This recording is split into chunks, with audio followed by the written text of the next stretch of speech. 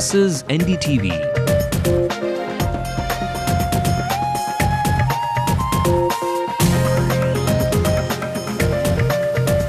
And you're watching NDTV Hindu.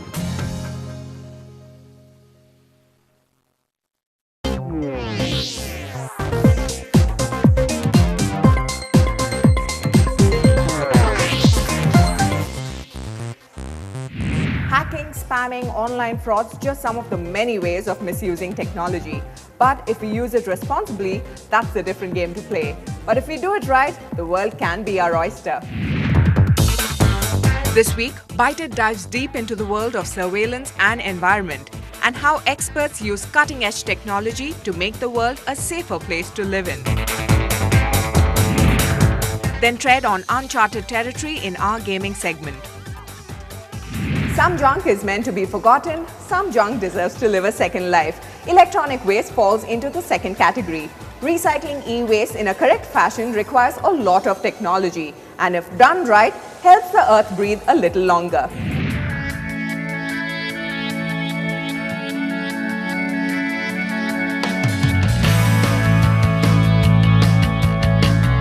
It might be fashionable to change your mobile phone the way you would change your shirt.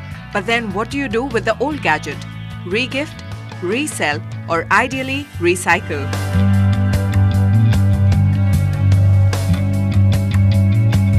India as a country generates several tons of e-waste or electronic waste.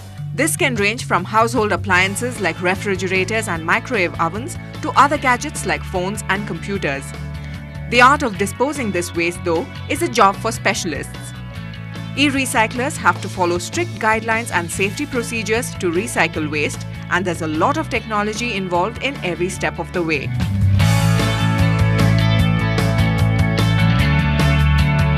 We have mechanical equipment for crushing, grinding, sieving, separation of metals and non-metals. We have chemical processes that we employ. We also have the lithium-ion process is proprietary, so I can't go into the details of it. For the extraction of precious metals also, we use very different technology than what the others are using.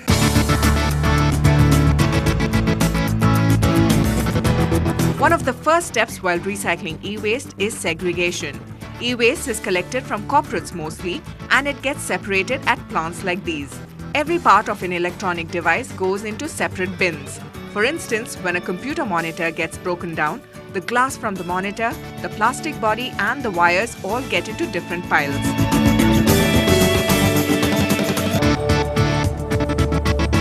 Basically, all electronic waste consists of basic metals like iron, copper, aluminum, plus some hazardous material like zinc, lead, cadmium and so on.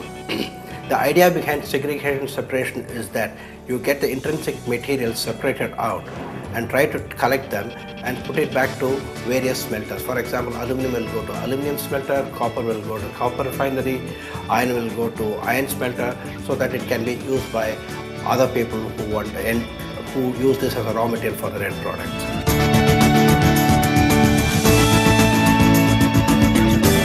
The next step is shredding. Shredders with a capacity of shredding 1 ton of metal an hour gulp in copper, aluminium and other metals and spew out minute-sized pieces. A parallel process is baling, where all the waste is compacted, ready to be shipped out.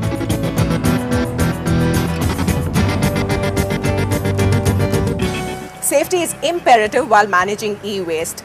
Gloves, masks, glasses, helmets, typical wardrobe of people who work at e-waste plants like these. Another aspect of a lot of technology we've seen around here is that most of it is dry e-waste recycling, which means it doesn't use water.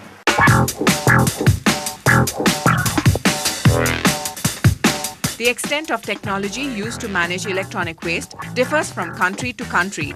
India has a lot more manual and mechanical labor involved in the various processes, using screwdrivers and wrenches instead of the more high-end technology used abroad. The technology available abroad can also be used here, but this all boils down to the volume you have.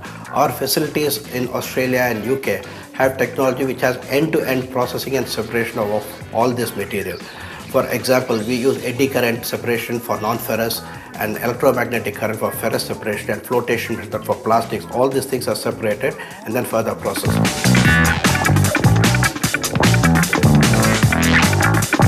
In the Western countries, because of the high labor costs, they use mechanical equipment. But in spite of all the technology they have, they are still exporting a lot of electronic waste to countries like China, Africa, and India. The European Union exports about 40% of the electronic waste that they generate. It is estimated that the United States is shipping like 60 to 70% of the electronic waste that they generate to the Asian countries and Africa. Okay? This is because they themselves are not able to handle this complex problem.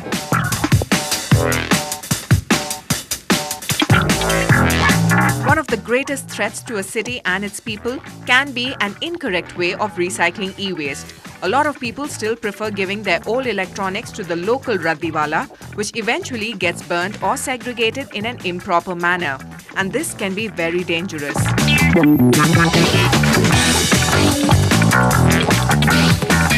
When not treated properly, it emits dioxins and furans. See, these dioxins and furans are very carcinogenic, and these dioxins and furans may move forward to any place to the atmosphere. So a person may inhale, may get some vomiting sensation, a headache. In severe cases, they may have, it is carcinogenic. It may lead for cancers and other diseases also. Simple tips like maintaining your electronic products better to see them live longer, recycling old gadgets by giving it to someone else in need, or simply going to authorized e-waste recyclers is a responsible way of using technology. World over, tech companies are concentrating on greener products, so keep it green and keep it clean.